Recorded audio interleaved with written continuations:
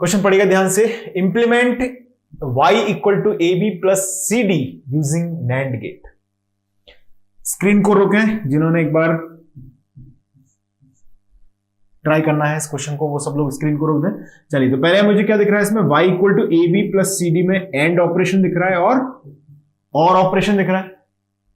Okay, तो पहले मैं क्या करूंगा, यहां पर a एंड b का मल्टीप्लीकेशन किया मैंने तो बन गया ए बी। यहां पर क्या मिल गया मुझे, ए बी मिल गया। और इस एंड ऑपरेशन को सी डी का भी हमने एंड ऑपरेशन किया तो a b and c d दो मिल गए और इनको हमने भेज दिया किस पर, और गेट पर। तो ये बन गया आपका a b plus c d, यानी कि y की क्या वैल्यू इंप्लीमेंट हो गई, y इक्वल टू इंप्लीमेंट हो गया a b plus c d. ये आ गया। इतना क्लियर है सभी को, कोई कंफ्यूजन नहीं है यहां तक। चलिए, अब हम एक सिंपल, वेरी सिंपल अप्रोच जिसको मैं बोलता हूं, उसको अगर हम ट्राई करें तो हमारे दिमाग में आएगा। सबसे पहले क्या आएगा, देखिए एक एंड गेट है ए बी, इसे मुझे नैंड से बनाना है तो दो नैंड गेट को कैस्केड कर दूंगा। जिनको ये चीजें समझ में नहीं आ रही हैं वो जस्ट बिफोर जो लेक्चर्स हैं उसमें मैंने डिस्कस किया है किस तरह से हम नैंड गेट का यूज करके डिफरेंट लॉजिक गेट्स को बना सकते हैं, चाहे वो एंड गेट हो, चाहे वो और गेट हो, चाहे वो नॉर हो, चाहे वो एक्सॉर हो, चाहे वो एक्सनॉर हो। ये मैंने सेपरेटली डिस्कस किया हुआ है, तो उसको पहले आप अटेंड करें, ठीक है। तो समझते हैं दोबारा से। ए बी मुझे इंप्लीमेंट करना है तो मुझे रिक्वायर्ड होंगे दो नैंड गेट। क्लियर है, सभी को समझ में आया ये बात। सी डी हमें इंप्लीमेंट करना है यहां पर तो हमें रिक्वायर्ड होंगे दो नैंड गेट, तो दो इसके कितने हो गए, चार। अब और गेट इंप्लीमेंट करना है तो हमें रिक्वायर्ड होंगे कितने, तीन नैंड गेट, 4 + 3 यानी कि 7 नैंड गेट इसमें हमें यूज हो गए। तो कुछ खर्चा ज्यादा नहीं हो गया, 7 NAND gates are more than enough. Okay, अगर मान लीजिए मैं सीधे लॉजिकल एक्सप्रेशन से इसको इंप्लीमेंट करूं तो अब अगर आप इंप्लीमेंट आप बोलेंगे तो मैं कर दूंगा इसको इंप्लीमेंट, कोई बड़ी बात नहीं है, आप सब लोग कर लेंगे। आई डोंट थिंक कि मुझे इसको इंप्लीमेंट करके दिखाना चाहिए। चलिए ब्रीफली मैं आपके लिए कर देता हूं इसको।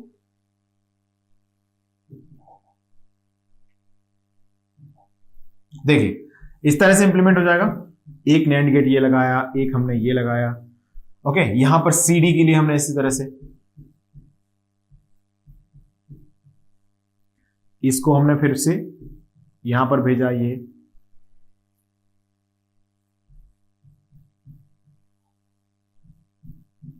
ये जनरेट हो गया लाइक दिस। ये इंप्लीमेंट हो गया जो हमें एक्सप्रेशन दिख रहा है उसको, ए बी सी डी, और यहां पर मिल गया y equal to a b plus c d. ये बना दिया हमने।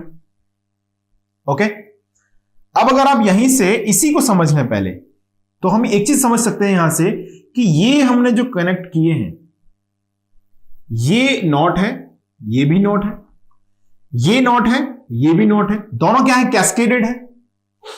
क्या जरूरत है बार बार कॉम्प्लीमेंट करने की, समझ रहे हो कि नहीं। आपने यहां पर जनरेट किया ए बी बार, फिर यहां पर हमने जनरेट किया ए बी, फिर हमने यहां पर जनरेट किया ए बी बार, यहां पर हमने जनरेट किया सी डी बार, फिर यहां पर मिल गया सी डी, फिर यहां पर आ गया सी डी बार, और फिर आपने इसको भेज दिया नैंड गेट पर।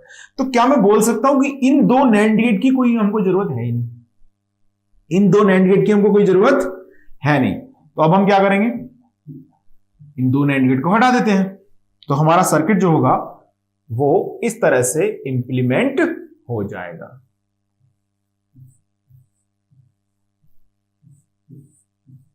ध्यान से अगर आप सुनेंगे एक एक बात, देन आपको सारी चीजें समझ में आएंगी। Be focused. This is the very good topic of this chapter. It's a very good topic. AB plus CD हमारे पास इंप्लीमेंट होके आ गया। इतनी बात समझ में आ गई है, कोई कंफ्यूजन नहीं है। चलिए अब थोड़ा सा आगे बढ़ते हैं। मान लीजिए मैं इसी एक्सप्रेशन को डिमॉर्गन से सॉल्व करता। Basically I am trying to give you multiple approach so that कि आपको एक फंडामेंटल अंडरस्टैंडिंग रहेगी कि कैसे भी इस क्वेश्चन को ट्विस्ट कर सकते हैं। तो ध्यान से एक बार पूरी सेशंस को अटेंड करना है। ओके, उसके बाद आप ट्राई करें अपनी अप्रोच डेवलप करने की। अल्टीमेटली आप जो अप्रोच डेवलप करेंगे वही काम आने वाली है। ऐसे इतने टफ क्वेश्चंस तक जनरली गेट में नहीं आता, but just I am trying to implement your conceptual understanding. तो मैंने जो शुरू के 2 क्वेश्चंस कराए थे आपको, वो गेट में आए हुए हैं, वो प्रीवियस ईयर्स थे, और हम ये सॉल्व कर रहे हैं for our fundamental clarity. Clear? तो ऐसा नहीं है कि मैं अननेसेसरी चीजों को जंप कर रहा हूं, but these are the things, अगर हमको ये समझ में आ गई तो जो क्वेश्चंस आते हैं उनको आंसर करने में हमें ज्यादा समय नहीं लगेगा। चलिए वापस आते हैं। अब मैं इस y equal to a b plus c d को ऐसे लिख दूं, कॉम्प्लीमेंट ऑफ कॉम्प्लीमेंट। अब मैं डिमॉर्गन्स लॉ से जा रहा हूं। पहले तो मैंने इससे इंप्लीमेंट कर लिया, जो सर्किट था वही लिखा, उसको थोड़ा सिंपल किया और ये बन के तैयार हो गया। अब मान लीजिए मैं इस तरह से लिखूं इसको, तो y इक्वल टू कॉम्प्लीमेंट लगा हुआ है इसका, है ना, तो मैं ऐसे लिख सकता हूं, इसको एक कॉम्प्लीमेंट लगा रहने देता हूं और एक कॉम्प्लीमेंट को हटा देता हूं, a b bar dot c d bar. यानी कि हमको बहुत क्लियरली यहां पे समझ में आ गया है कि ये बन जाएगा किससे, ये बन जाएगा एक नैंड गेट से, 1 नैंड गेट, और ये भी बन जाएगा एक नैंड गेट से, 1 NAND gate,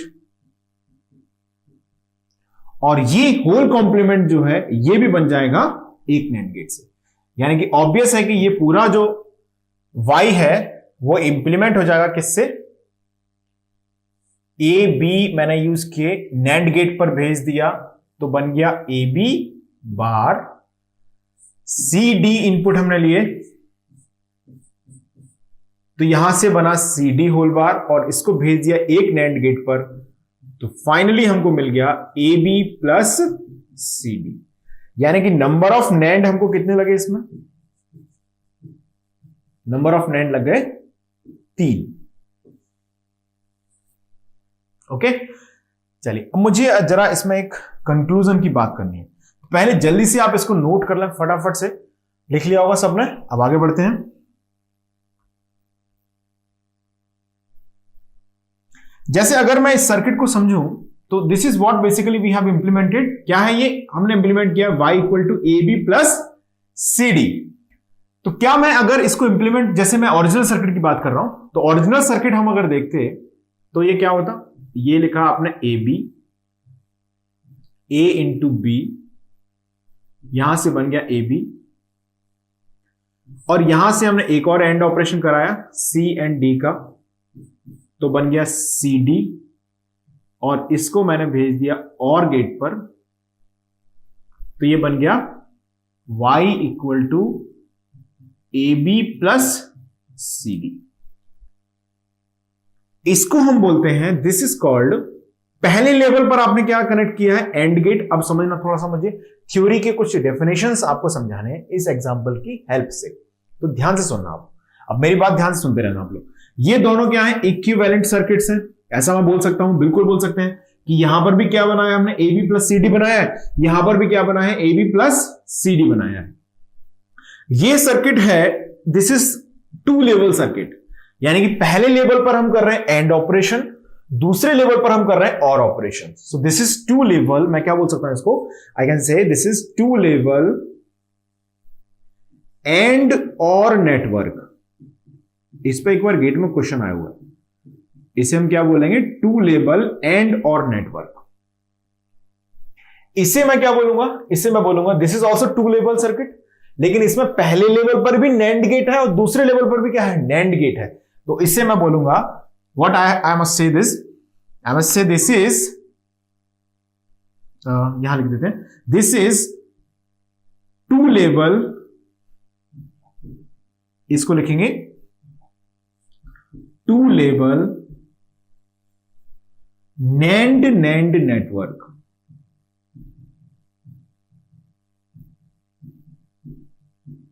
to level NAND network. क्या ये फिलॉसफी हमेशा काम करेगी?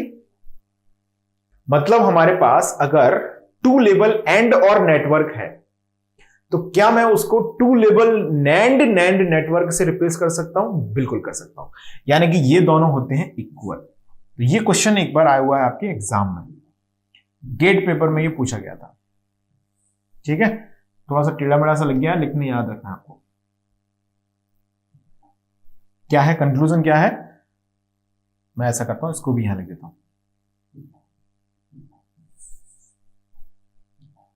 स्टेटमेंट याद क्या रखना है? टू लेबल and or network equal to होता है टू लेबल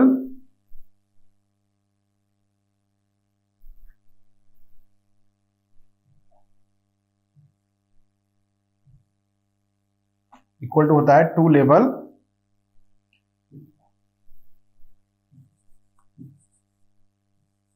नैंड नेटवर्क के। क्लियर है? देखिए, एक डेफिनेशन में मुझे और बतानी है। इस स्ट्रक्चर की जहां तक हम बात कर रहे हैं, जो कि हमने बनाया यहां पर टू लेबल एंड और नेटवर्क, जिसको हमने इक्विवेलेंटली ऑब्जर्व किया एज अ टू लेबल नैंड नेटवर्क से, इसमें क्या आप नंबर ऑफ लेबल्स को कम कर सकते हैं? यानी कि क्या मैं इसे एक सिंगल लेबल से रिप्लेस कर सकता हूं? नहीं, बिल्कुल पॉसिबल नहीं है, क्योंकि पहले लेवल पर हमें करना है एंड ऑपरेशन, दूसरे लेवल पर हमें करना है और ऑपरेशन। तो ऑब्वियस है कि हम इसको क्या नहीं कर सकते, सिंगल लेवल में कन्वर्ट नहीं कर सकते। यानी कि नंबर ऑफ लेवल्स इसके अंदर जो है उसे हम चेंज नहीं कर सकते। यानी कि अब इसमें एक नोट लिखिएगा आप, right A note here. Note क्या है? इसकी मैं बात कर रहा हूं, है ना? यहां लिख देते हैं, above structure, यार ऐसे लिखिए, in the above structure, in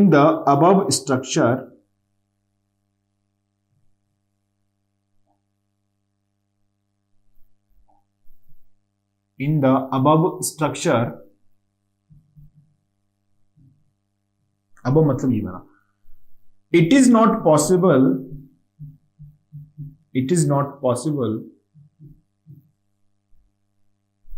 to reduce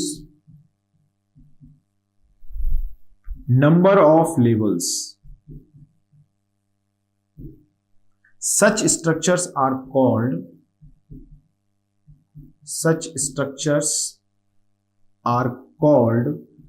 इनको हम क्या बोलते हैं? Non degenerative structure.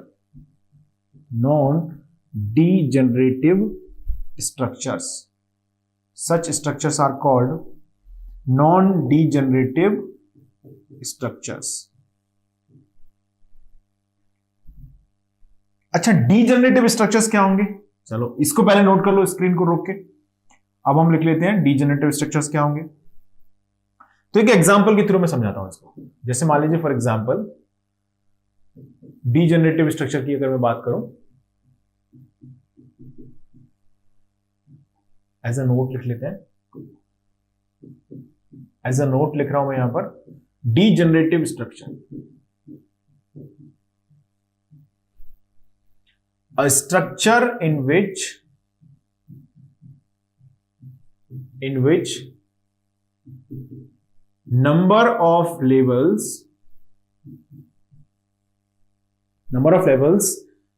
can be reduced, क्या कर सकते हैं? कम कर सकते हैं हम, can be reduced, are called degenerative structures. उन्हें क्या बोलते हैं हम? degenerative structures. ऐसे स्ट्रक्चर्स को बोला जाता है degenerative स्ट्रक्चर्स। जैसे मान लीजिए, एक एग्जांपल के लिए हम समझें, मान लीजिए मैंने एक एंड गेट लिया, ठीक है? ये एंड गेट है सपोज, जिसके अंदर हमने अप्लाई किए 4 इनपुट्स। 4 इनपुट्स है हमारे पास, A, B, C, D, और आउटपुट जनरेट हो गया Y, जिसकी वैल्यू ऑब्वियसली है ABCD। ओके, जिसकी वैल्यू क्या है? Obviously ABCD। ये जनरेट हो गया। इसको इक्विवेलेंटली मैं ऐसे बना सकता हूं क्या? बिल्कुल बना सकते हैं। AB को आपने जनरेट किया, AB, ओके, और हमने CD को जनरेट किया सेपरेटली, दोनों का आउटपुट भेज दिया एक कॉमन एंड गेट पर। तो इसकी भी वैल्यू क्या है? अल्टीमेटली क्या है? ABCD है। तो इस स्ट्रक्चर को हम क्या कर सकते हैं, इसमें नंबर ऑफ लेवल्स कितने हैं, 2। इसका इक्विवेलेंट नेटवर्क है जिसमें नंबर ऑफ लेवल्स कितना है, 1। यानी कि this is called degenerative structures. ऐसे स्ट्रक्चर्स को हम क्या बोलते हैं, ऐसे स्ट्रक्चर्स को हम बोलते हैं डीजनरेटिव स्ट्रक्चर्स। तो आप जल्दी से स्क्रीन को रोक दें और फटाफट इसको नोट कर लें। ओके, दो बातें हमने यहां पे सीखी बहुत important. Two level and or network is equal to two level NAND NOR network, ये बात याद रखनी है। That's a very important statement, इस पर गेट में क्वेश्चन भी आया हुआ है ऑलरेडी। ओके, और ऐसे स्ट्रक्चर्स को जिनको हम क्या कर सकते हैं, रिड्यूस नहीं कर सकते, जिनके नंबर ऑफ लेवल्स को हम कम नहीं कर सकते, it is not possible to reduce their number of levels, reduce number of levels, इन स्ट्रक्चर्स को हम बोलते हैं non degenerative structures. Non degenerative structures इन्हें बोलते हैं। और जिसमें हम कम कर सकते हैं, जैसे ये है, इसके अंदर हम क्या कर सकते हैं, नंबर ऑफ लेवल्स को डिक्रीज कर सकते हैं, तो ऐसे स्ट्रक्चर्स को हम बोलते हैं डीजनरेटिव स्ट्रक्चर्स। जैसे हमने यहां पर इसे लेवल 1 में लिखा, यहां पर मैंने उसी सर्किट को लेवल 2 पर डिफाइन किया। लेवल 1 से ये जनरेट हो रहा है, लेवल 2 से ये जनरेट हो रहा है, 1 2। क्लियर है? चलिए अब आगे बढ़ते हैं नेक्स्ट क्वेश्चन पर। ये नोट पॉइंट जो मैंने लिखा है वो सभी आप याद रखिएगा। आगे बढ़ते हैं नेक्स्ट क्वेश्चन के लिए।